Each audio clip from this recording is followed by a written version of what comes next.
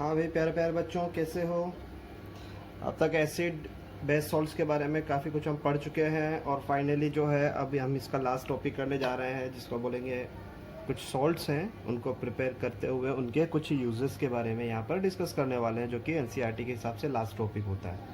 तो यहाँ पर देखिए, मैंने एक डायग्राम बनाया हुआ है। पहले सॉल्ट के लिए टॉपिक अपना है प्रिपरेशन और यूजेस ऑफ सॉल्ट्स, किस तरीके से कुछ इंपॉर्टेंट सॉल्ट्स हैं उनको प्रिपेयर किया जाता है और क्या क्या यूज़ उनके होते हैं, जो बनने वाले प्रोडक्ट्स हैं और बाई प्रोडक्ट्स हैं वो किस तरीके से यूज़ में आ सकते हैं। तो फर्स्ट और इम्पोर्टेंट जो टॉपिक होता है उसको बोलेंगे आप सोडियम हाइड्रोक्साइड, जिसका कॉमन नेम आप कॉस्टिक सोडा भी बोलते हैं, ठीक है ना। फॉर्मूला आपका NaOH होता है, sodium hydroxide.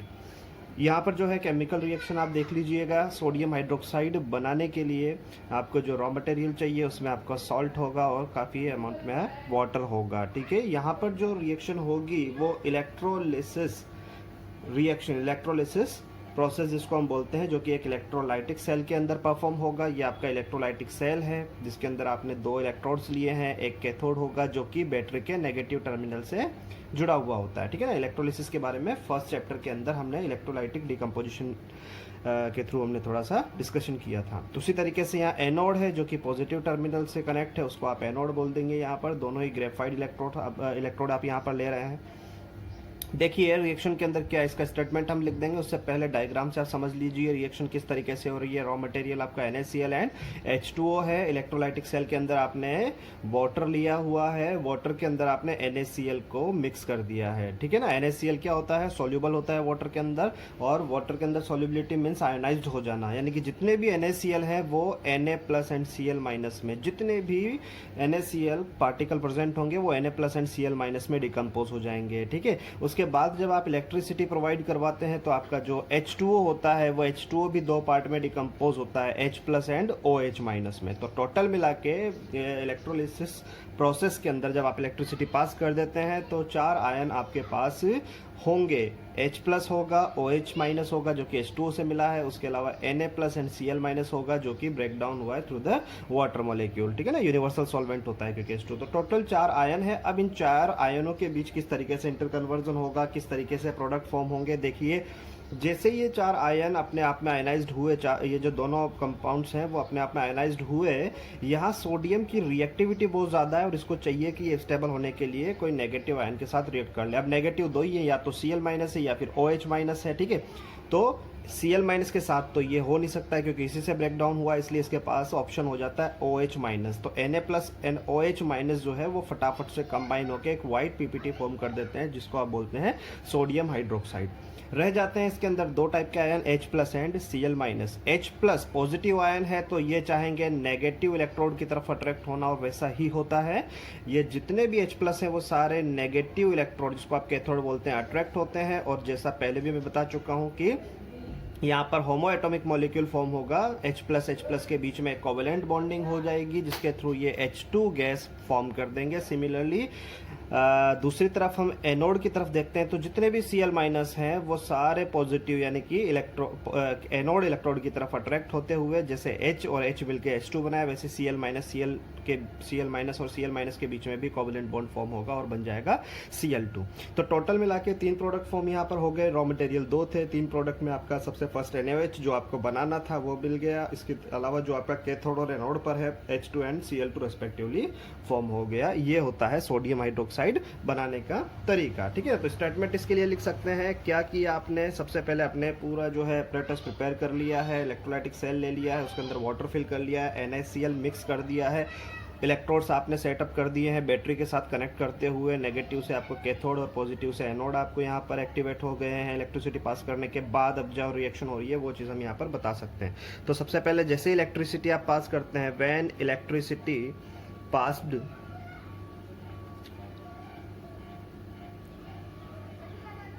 passed through in water, then sodium chloride, क्या क्या चीज़ होगी भाई, सोडियम क्लोराइड तो बिना इलेक्ट्रिसिटी के भी आयनाइज हो जाता है, लेकिन H2 खुद जो है वो H+ एंड OH- में चला जाएगा। Sodium chloride gives Na+ and Cl- ions, and water decomposed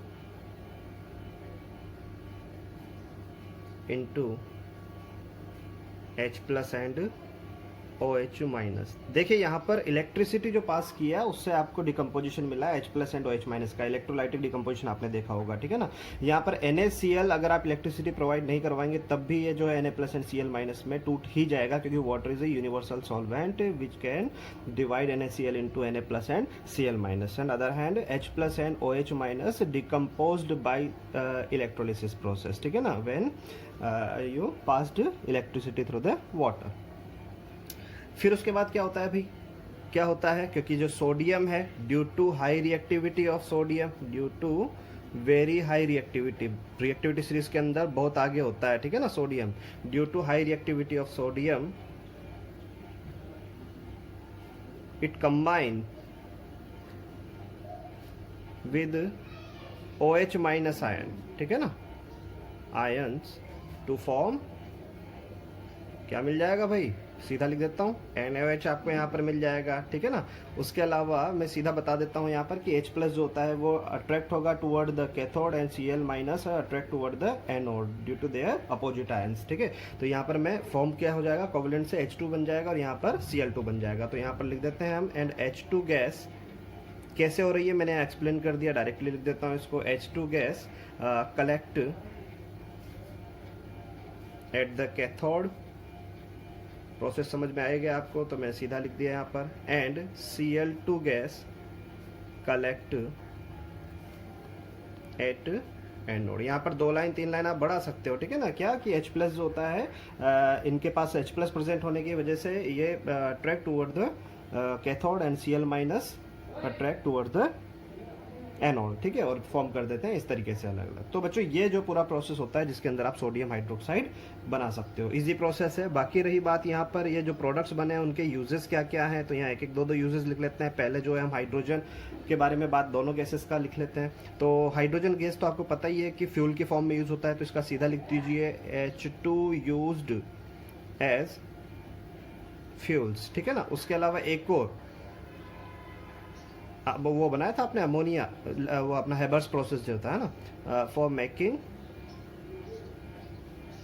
NH3, मैं लिख देता हूँ यहाँ पर, फिर से रिमाइंड करवा देता हूँ, by Haber's process, by Haber's process, क्योंकि NH3 का प्रोडक्शन बहुत ज़्यादा चाहिए होता है, क्योंकि आपके जितने भी फर्टिलाइजर्स होते हैं, ठीक है ना, एक मेन फर्टिलाइजर जिनकी होता है जैसे ammonium sulphate, ammonium phosphate type के जो अच्छे इंपॉर्टेंट फर्टिलाइजर्स होते हैं उनके लिए आपको अमोनिया चाहिए होता है। तो एक फर्टिलाइजर के लिए बहुत बड़ा रॉ मटेरियल अमोनिया है, तो इसका प्रोडक्शन बहुत हाई लेवल पर होता है, ठीक है ना, इसलिए यहाँ पर H2 यूज़ होगा, साथ में N2 तो होता ही है, ठीक है, लेकिन यहाँ H2 का जो यूज़ है फ्यूल की फॉर्म में और हेबर्स प्रोसेस में यूज़ होता है। दूसरा जो है Cl2 का काफ़ी यूज़ होता है, Cl2 used for water treatment, जो वाटर ट्रीटमेंट प्लांट हुआ करते हैं वहाँ पर जर्म्स को किल करने के लिए यूज़ किया जाता है। उसी तरीके से स्विमिंग पूल में सुना ही होगा आपने, ठीक है ना, वहाँ पर भी जर्म्स को किल करने के लिए in swimming pools.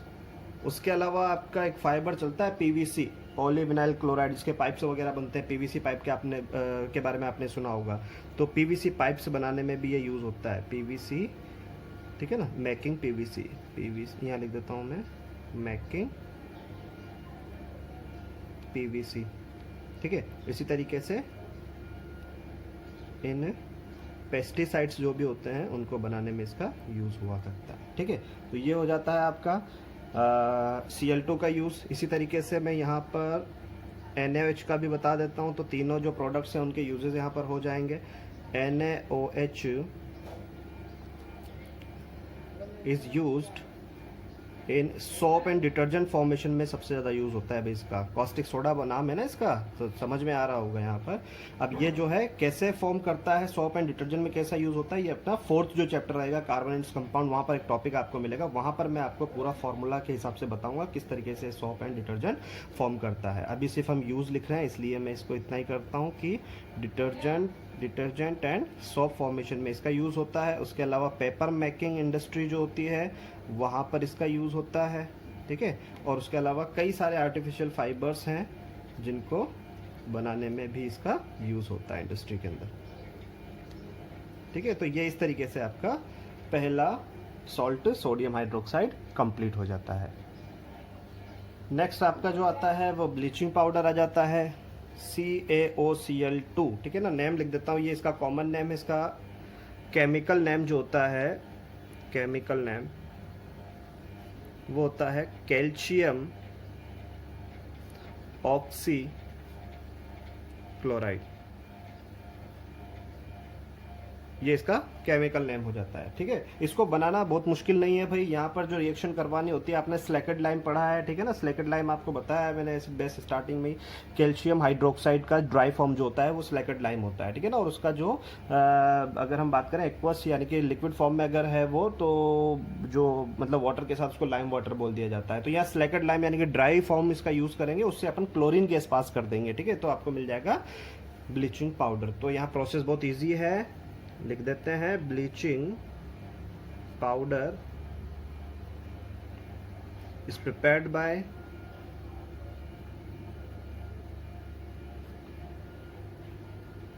Reaction between chlorine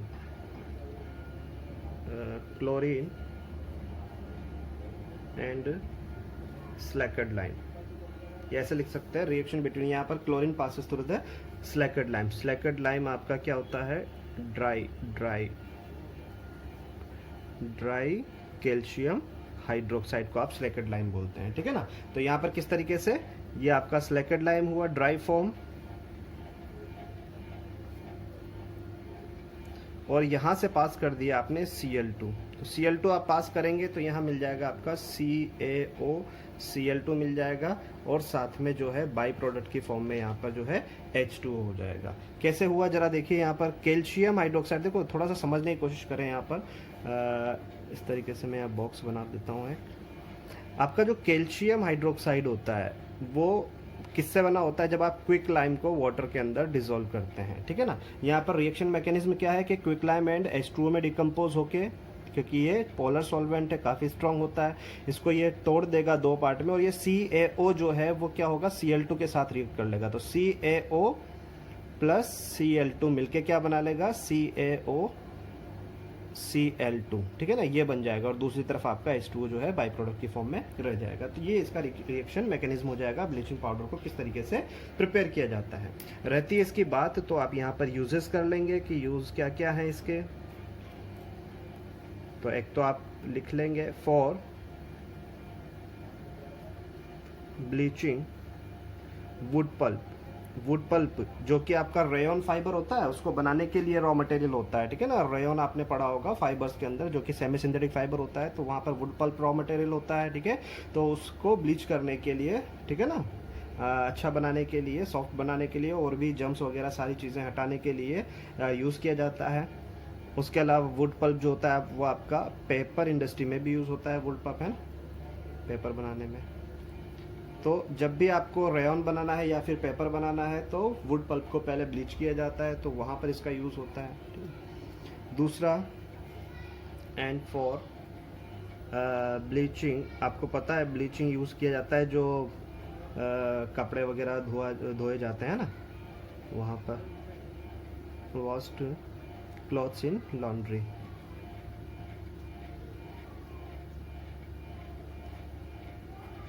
ठीक है, यहाँ पर इसका यूज़ हो जाता है। और क्या यूज़ हो जाएगा, ये पहला यूज़ हो गया भाई। दूसरा यूज़ इसका डिसइंफेक्टिंग के लिए यूज़ होता है, इसका यूज़ डिसइंफेक्टिंग ड्रिंकिंग वाटर। देखो पुराने ज़माने में या अभी भी हम बात करें तो गांव वगैरह में कुएं हुआ करते हैं। अभी सिटीज़ में तो क्या होता है, वाटर ट्रीटमेंट प्लांट होता है, तो उसमें कई प्रोसेस से आप वाटर को प्यूरिफाई करते हैं।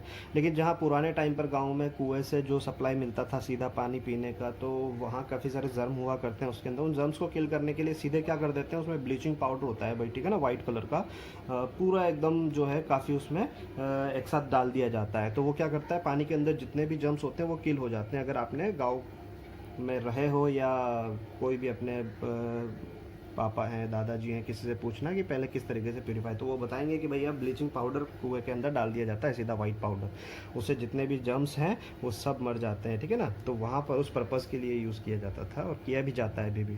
ड्रिंकिंग वाटर टू मेक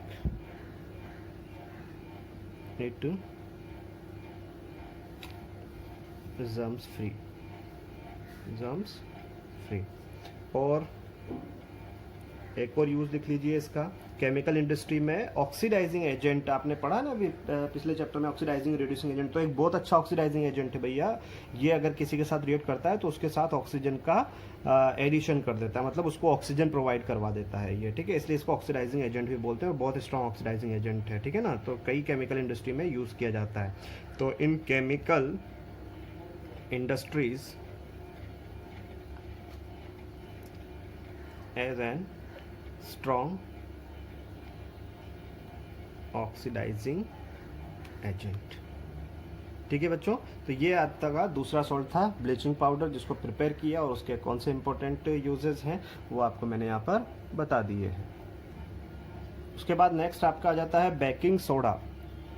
सुना होगा इसका नाम, तो आपने घर में किचन में मिल भी जाएगा आपको बेकिंग सोडा, ठीक है ना, जो कि बेकिंग पाउडर बनाने के लिए यूज़ होता है, ठीक है ना। कई पफी जो चीज़ें आप बनाते हैं, केक वगैरह या भी जो खमन ढोकला वगैरह जो भी बोला करते हैं, ठीक है, वो सारी चीज़ें बनाते हैं आप, बेकिंग सोडा वहाँ पर यूज़ होता है।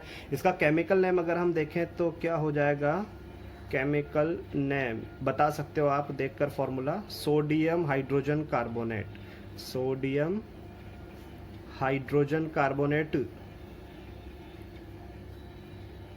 और सोडियम बाइकार्बोनेट भी इसको बोलते हैं। मिड में हाइड्रोजन जो आता है उसको हम बाई वर्ड से भी यूज़ कर सकते हैं। तो सोडियम हाइड्रोजन कार्बोनेट बोल दिया या फिर सोडियम बाइकार्बोनेट बोल दिया। यहाँ पर प्रिपरेशन जो की जाती है इसमें फिर से रॉ मटेरियल की अगर मैं बात करूँ तो वही जैसे आपको कॉस्टिक सोडा में आपको रॉ मटेरियल NaCl और H2O था, ठीक है ना। अच्छा एक चीज़ और है कि जो आपका NaOH फॉर्मेशन था उसको क्लोर एल्कली प्रोसेस भी बोलते हैं, वहाँ पर हमें लिखना था तो वो आप नोट कर लीजिएगा। NaOH का जो प्रोडक्शन आपने किया था इलेक्ट्रोलिसिस प्रोसेस से, तो उसको हम क्या बोल देते हैं, क्लोर एल्कली प्रोसेस बोलते हैं, वो चीज़ आप नोट कर लीजिएगा। तो क्लोर एल्कली प्रोसेस में आपका NaCl और H2O रॉ मटेरियल था, यहाँ पर भी वही होगा, लेकिन यहाँ एडिशनल जो प्रेजेंस चाहिए होगी वो चाहिए होगी आपको CO2 की, ठीक है ना, और साथ में अमोनिया गैस की, ये दो एडिशनल प्रेजेंस आपको चाहिए होगी, ठीक है। तो कैसे प्रिपेयर किया जाता है लिख देंगे आप, इट इज प्रिपेयर्ड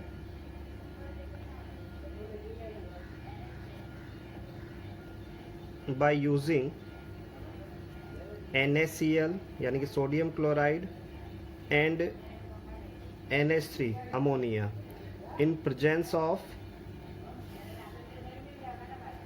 किस किस के प्रेजेंस में, एक तो carbon dioxide gas and water. तो ये चारों चीज़ें मिलके जो है वो सोडियम हाइड्रोजन कार्बोनेट का फॉर्मेशन करती है। मैं रिएक्शन पहले लिख देता हूँ, फिर उसका मैकेनिज्म आपको बताऊंगा कि किस तरीके से ये बनता होगा। सॉरी, एक तो था अपना NaCl प्लस चाहिए आपको NH3 plus CO2 plus H2O, ये चारों चीज़ें मिलकर और बना देती है आपका NaHCO3, और यहाँ एडिशनल बाई प्रोडक्ट जो होता है वो NH4Cl, अमोनियम क्लोराइड भी बनता है, ठीक है ना। अब कैसे ये बन रहा है जरा रिएक्शन मैकेनिज्म एक बॉक्स के अंदर मैं बताता हूँ, थोड़ा जो मैं बता रहा हूँ उसको ध्यान से देखिएगा। इस तरीके से मैंने बना दिया, क्या क्या है देखिए, NaCl plus NH3 plus CO2 plus H2O, ठीक है, और दिया हुआ है NaHCO3 प्रोडक्ट दिया हुआ है, साथ में दिया हुआ है NH4Cl, अमोनियम क्लोराइड है, मैं नेम यहाँ लिख देता हूँ। ये तो हो गया अपना सोडियम हाइड्रोजन कार्बोनेट, ये है आपका अमोनियम क्लोराइड बाई प्रोडक्ट, ठीक है ना। यहाँ पर ये जो होगा लिक्विड स्टेट में फॉर्म होता है और आपका ये तो सॉलिड हो ही जाएगा, PPT फॉर्म कर ही देगा। देखिएगा जरा यहाँ पर H2O की प्रेजेंस में NaCl जो है वो टूट जाएगा, पेन चेंज कर लेता हूँ, Na plus and Cl minus में, ठीक है, H2O की प्रेजेंस में ये ब्रेक डाउन हो जाता है। उसके अलावा मैंने आपको अभी थोड़ी टाइम पहले ही, मतलब लास्ट लेक्चर में या उससे पहले जो है आपको बताया था कि अगर NH3 की प्रेजेंस है, यहाँ पर जो है सॉल्वेंट्स पर डिपेंड करता है कि कौन किसको ब्रेक डाउन करेगा। आपको पता है कि जब H2O होता है तो वो बाकी सब मिनरल्स को आयनाइज करता है, लेकिन जब NH3 प्रेजेंस होता है तो खुद H2O ब्रेक डाउन होता है। ये मैंने एसिड बेस थ्योरी के अंदर आपको पढ़ाया था। यानी NH3 की प्रेजेंस में आपका H2O जो है वो H plus and OH minus में ब्रेक डाउन हो जाएगा। बाकी ये तो किसी से भी ब्रेक डाउन नहीं होगा और CO2 भी किसी से ब्रेक डाउन नहीं होगा। आगे क्या होता है जरा देखिए, यहाँ पर आपका ये जो OH माइनस है वो किसके साथ, CO2 के साथ। ध्यान दीजिएगा, आपका एक आयन आपने पढ़ा है HCO3 minus, by carbonate ion जिसको अपन बोलते हैं, 9th क्लास में भी देखा होगा आपने, ठीक है ना, पढ़ा होगा। एक तो CO3 2 माइनस होता है कार्बोनेट आयन, और एक होता है by carbonate ion HCO3 minus. तो उसका फॉर्मेशन कैसे होता है, जब CO2 और OH माइनस के बीच में कॉम्बिनेशन होता है। तो किसका फॉर्मेशन हो गया भाई, यहाँ पर फॉर्मेशन हो गया HCO3 माइनस का, बराबर। इसी तरीके से मैंने आपको बताया था कि H प्लस जो होता है, यानी कि इसको प्रोटॉन भी बोलते थे हम, वो जो है अकेला एग्जिस्ट नहीं करता है, फ्रीली एग्जिस्ट नहीं करता है, इसलिए वो उसके पास चला जाता है जिसने उसको तोड़ा है, ठीक है ना। यानी कि NH3 की वजह से H2O ब्रेक डाउन हुआ था, तो ये H प्लस जो होता है वो किसके पास चला जाएगा, NH3 के पास। और क्या दे देगा भाई, ये दे देगा आपको अमोनियम आयन, ठीक है ना। ये बताया था एसिड बेस थ्योरी के अंदर। 2 आयन मिल चुके हैं, और बोलो क्या हो जाएगा। अब देखिए यहाँ पर ये जो आपका हाई रिएक्टिव Na प्लस है, वो फटाफट से उसको चाहिए नेगेटिव, और नेगेटिव मिलेगा ये, या तो नेगेटिव ये है या फिर ये है, इसके साथ तो होने से रहा क्योंकि इसी से तो टूटा है। ये नेगेटिव के साथ क्या मिल जाएगा, NaHCO3, ठीक है। इसी तरीके से आपका ये जो Cl माइनस है वो इस NH4 के साथ मिलकर और क्या दे देगा भाई, NH4Cl, यानी कि अमोनियम क्लोराइड। तो ये 2 प्रोडक्ट्स जो हैं आपके यहाँ पर इस तरीके से मिल जाएंगे। तो ये एक रिएक्शन मैकेनिज्म हो गया जिससे आप बेकिंग सोडा का फॉर्मेशन जो है वो एक्सप्लेन कर सकते हैं, ठीक है। तो ये तो हो गया इसका प्रिपरेशन। अब बेकिंग सोडा का यूजेस क्या क्या है, तो वो चीज़ आप देख लीजिए। तो सबसे इम्पोर्टेंट जो यूज़ है किचन पर्पज़ में, आप देख लीजिए बेकिंग पाउडर जो आपको बनाना होता है, ठीक है ना, तो वो किस तरीके से बनाया जाता है। पहला use for making baking powder, for making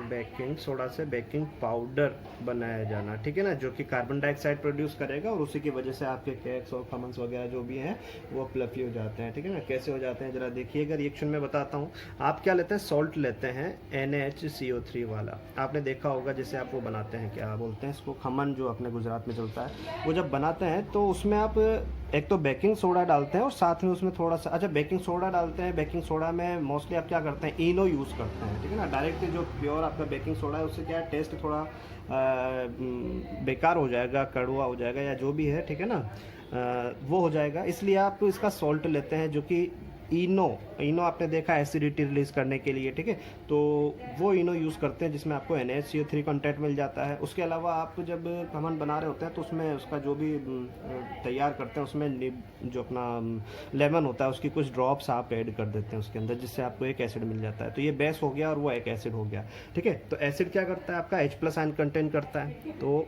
अच्छा, ज़रूरी नहीं है कि आप वही यूज़ करें, आप उसकी जगह विनेगर के ड्रॉप्स यूज़ कर सकते हैं, या फिर आप टार्टरिक एसिड जो कि टैमरिंड में प्रेजेंट होता है वो यूज़ कर सकते हैं, ठीक है ना। इजीली आपको लेमन ड्रॉप से पड़ता है, इसलिए आप वही करते हैं। तो जो भी है, कोई भी आप ऑर्गेनिक एसिड, ऐसा नहीं भैया H2SO4 मत मिला देना या HCl मत मिला, वो आपके जो होते हैं वो मिनरल एसिड होते हैं, स्ट्रॉन्ग एसिड होते हैं, बहुत हार्मफुल होते हैं। इसलिए आप ऑर्गेनिक एसिड का कोई भी सोर्स ले सकते हैं जो कि आपको क्या देगा, H+। तो कोई भी ले सकते हैं, इसलिए मैंने यहाँ सिर्फ क्या लिखा है, H+ लिखा है, ठीक है, क्योंकि वो हर ऑर्गेनिक एसिड H+ रिलीज करेगा और वो रिएक्शन करेगा NaCO3 के साथ। तो किस तरीके से जब ये रिएक्शन हो जाएगा तो यहाँ पर आपको मिल जाएगा CO2 + H2O, और साथ में मिल जाएगा यहाँ सोडियम सॉल्ट ऑफ, इसका एग्जाम्पल मैं भी आपको बता दूंगा, सोडियम सॉल्ट ऑफ जो आपने पर्टिकुलर एसिड लिया है उसका सॉल्ट बन जाएगा। बोले सर नहीं समझ में आया, चलिए एग्जांपल बताता हूँ। इनो तो आपने लिया, मतलब NaHCO3 तो आपने लिया। अब विनेगर में बता रहा हूँ, सबसे सिंपल फार्मूला उसका होता है, विनेगर के अंदर क्या होता है, एसिटिक एसिड होता है, जिसका फार्मूला क्या होता है, CH3COOH। ये आपका एसिटिक एसिड होता है। और एसिड जो होता है आपका ऑर्गेनिक एसिड, वो हमेशा H+ आयन पीछे से देता है, यानी कि पार्शली आयनाइज्ड होता है। ऑर्गेनिक एसिड है ये, मैंने लिया है यहाँ एसिटिक एसिड, जिसके लिए सोर्स आपने क्या लिया है, विनेगर, ठीक है ना। ये है आपका क्या है, ये है आपका बेकिंग सोडा है, अभी ये पाउडर नहीं है, बेकिंग सोडा, जिसके लिए सोर्स आपने क्या लिया है, मान लीजिए मैं बोल देता हूँ यहाँ पर इनो लिया है, इनो, ठीक है ना, ये लिया है। दोनों को इंटरमिक्स करने के बाद ये आपका H+ देगा। इसी तरीके से डबल डिस्प्लेसमेंट रिएक्शन होगा यहाँ पर, ठीक है ना। और ये जो है वो 2 आयनाइज्ड, ये भी 2 पार्ट में आयनाइज्ड हो गया और ये भी 2 पार्ट में, यही तो आयंस होते हैं, ठीक है ना, बाइकार्बोनेट आयन, और यानी हाइड्रोजन कार्बोनेट आयन Na+। यहाँ जो Na+ है वो तो शिफ्ट हो जाएगा इसके साथ, बराबर, डबल डिस्प्लेसमेंट में यही होता है। यहाँ माइनस है तो ये Na इसके पास चला जाएगा, मैं लिख देता हूँ यहाँ पर CH3COONA। तो ये तो हो गया आपका सोडियम सॉल्ट ऑफ एसिड, लेकिन कौन सा? एसिटिक एसिड जो आपने लिया है, ठीक है ना, ऑफ एसिड, अब जो पर्टिकुलर आपने लिया है, जिसका नेम होता है सोडियम एसीटेट। सोडियम एसीटेट भी इसको बोलते हैं, और सोडियम एसीटेट और सोडियम इथेनॉइड भी आप इसको बोलते हैं। दूसरी तरफ आप देखेंगे कि HCO3 माइनस और H+ आपस में जब मिलेंगे तो H2CO3 बनाएंगे, बराबर। ये चीज़ मैंने आपको बताई है कि H2CO3 जो होता है वो रूम टेम्परेचर पर एग्जिस्ट नहीं करता, इसलिए जिससे वो बना होता है उसमें वो डिकम्पोज हो जाता है, ठीक है ना। पहले भी मैंने आपको बताया ये इसी चैप्टर के अंदर कि H2CO3 जो होता है वो अनस्टेबल एसिड है, इसलिए वो CO2 + H2 में ब्रेक डाउन हो जाएगा। ये जो पूरा कॉम्बिनेशन होता है यहाँ से लेके यहाँ तक, ये कहलाता है आपका पूरा कॉम्बिनेशन बेकिंग पाउडर। बात समझ में आ गई? और इसी CO2 की वजह से आपका जो भी प्रिपेयर कर रहे हैं आप डिश, वो क्या हो जाती है? फूल जाती है, ठीक है ना, फ्लफी वो हो जाती है। तो ये आपका हो जाता है, ठीक है। इसी तरीके से बात समझ में आ गई होगी। अगला यूज़ हम ले लेते हैं एंटा एसिड, यानी कि जो आप NaCO3 की तो बात कर रहे हैं हम, तो एक तो बेकिंग पाउडर बनाने में यूज़ हुआ, उसके अलावा इनो में यूज़ होता है ना, और इनो क्या होता है? एंटा एसिड होता है, ठीक है ना, जो कि एसिडिटी को रिलीज कर देता है। तो एज एन एंटासिड। इसी तरीके से इन फायर एक्सटिंग्विशर,